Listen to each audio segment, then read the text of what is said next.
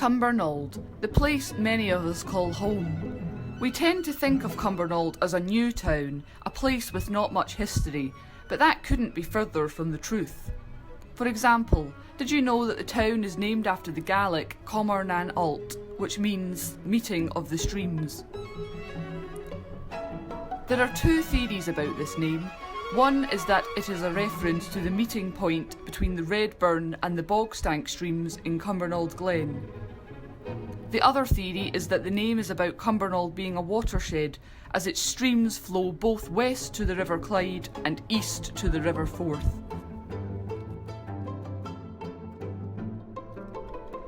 Cumbernaud's history stretches at least as far back as Roman times. We know this because of the existence of the Antonine Wall. But the planning for the town as we know it today began shortly after the Second World War. The New Towns Act of 1946 aimed to relocate populations from poor or bombed out areas to newly created towns. Cumbernauld became a designated new town in 1956 to accommodate the overspill population from Glasgow. The idea was to create a megastructure in the brutalist style to accommodate 50,000 to 80,000 people. At the time, it was regarded as a milestone in urban design. In fact, architectural critic Wolf von Eckhart wrote in 1965, Leonardo da Vinci nearly 500 years ago envisioned a city where all the vehicles move underground, leaving man to move freely in the sun. Leonardo might also have sketched Cumbernaud's town centre, a soaring citadel surrounded by meadow.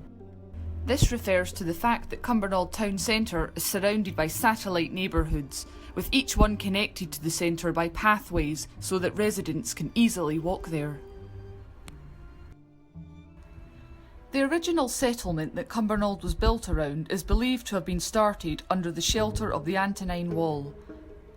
Another key piece of evidence of the Roman occupation is the altar known as the Carrickstone, which the surrounding area, Carrickstone, is named after. For many years, Cumbernauld was populated around what is now known as the village.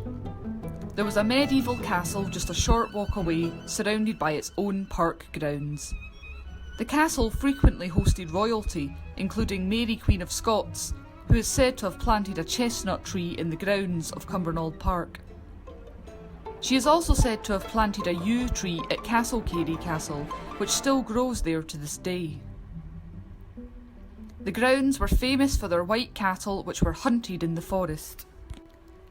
Cumbernaud's castle was destroyed in 1651 when Oliver Cromwell came to Scotland with his new model army to fight the royalists supporting Charles I of England, Scotland and Ireland. But part of the castle's legacy lives on.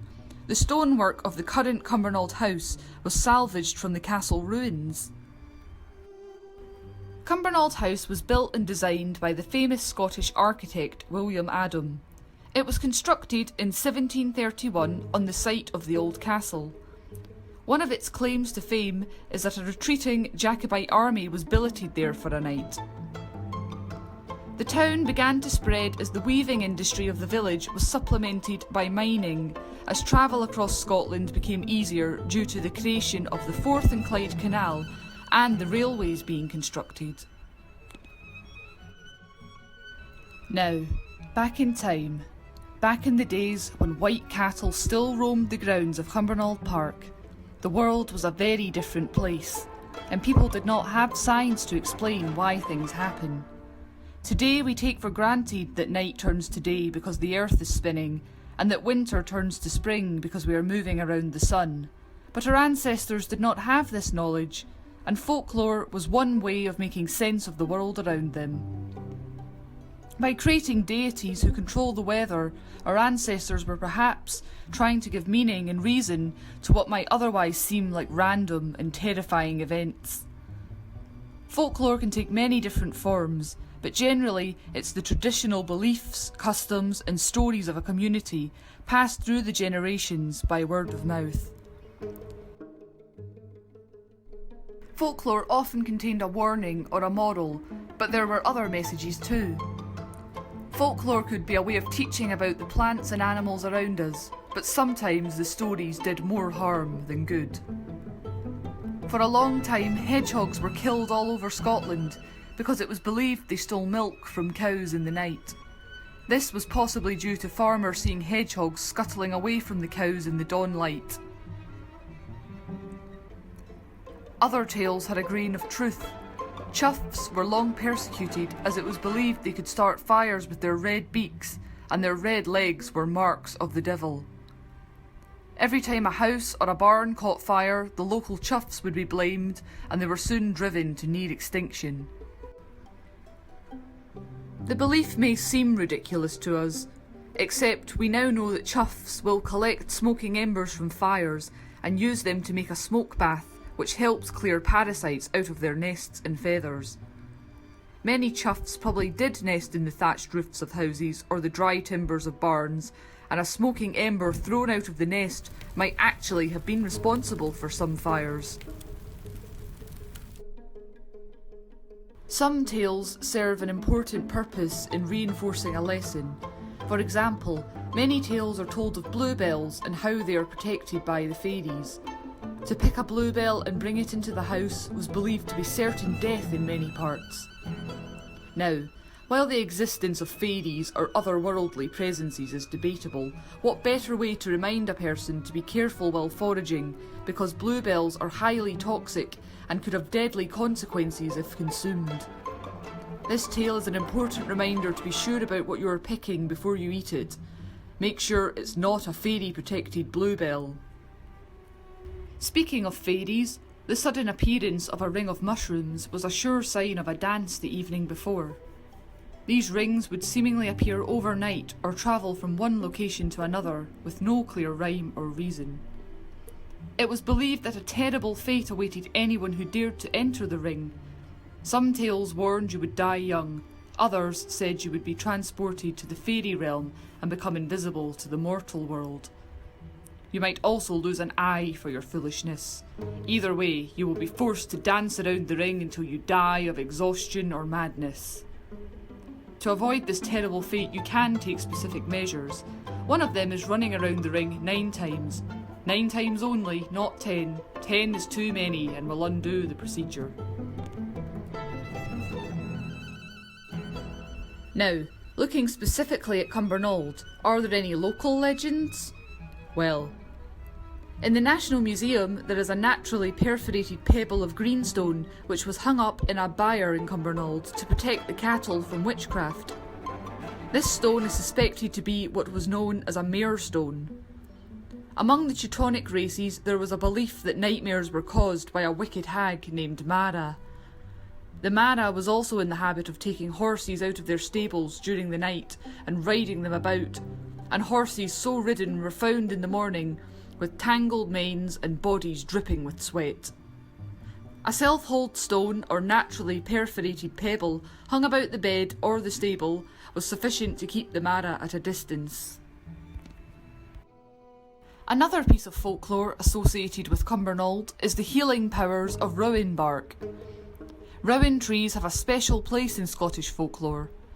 They are traditionally seen to have the power to ward off witchcraft, and this tradition appeared in a case from the Kirk Session of Cumbernauld Parish in 1728.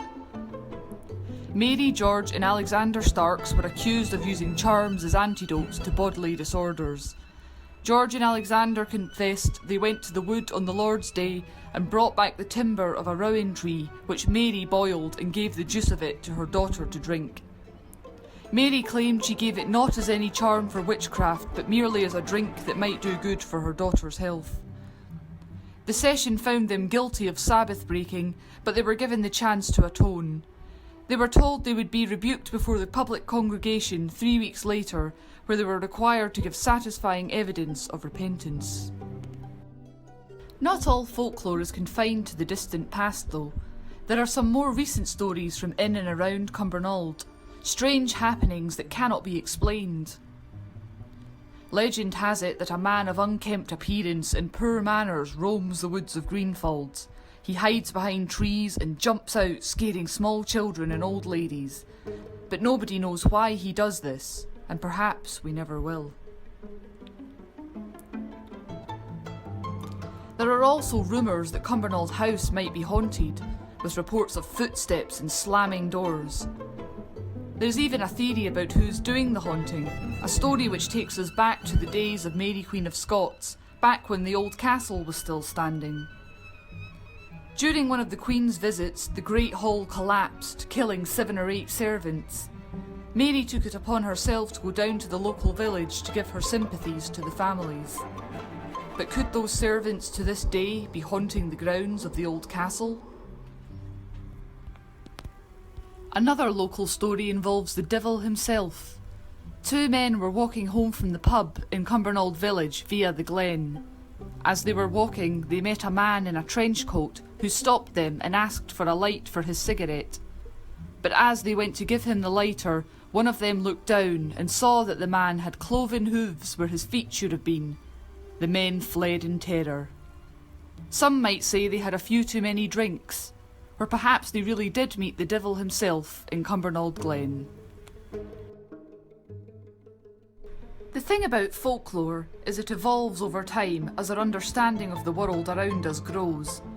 In the 21st century, not many of us believe in fairies or demons anymore, but the thought that we might not be alone in this vast universe is a belief that for most of us isn't too far-fetched. Today, when something strange or unexplainable happens, we tend not to point the finger at witches, but instead look up to the sky and wonder if extraterrestrial beings might be to blame. Cumbernauld is just a stone throw away from the small town of Bonnybridge, often described as the UFO capital of the UK. Cumbernauld falls within the boundaries of something known as the Falkirk Triangle, which covers areas of sky above Falkirk, Glasgow and Edinburgh. This strange location has been a hotspot for UFO activity since the 1990s.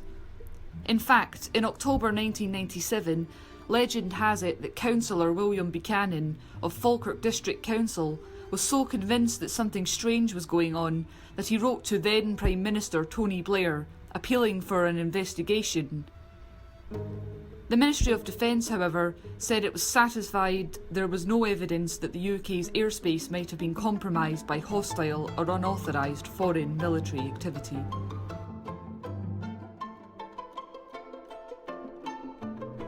Yet the sightings continue. In 2020 alone, around 33 potential UFO sightings were recorded across Scotland, including one from Cumbernauld on the 4th of April.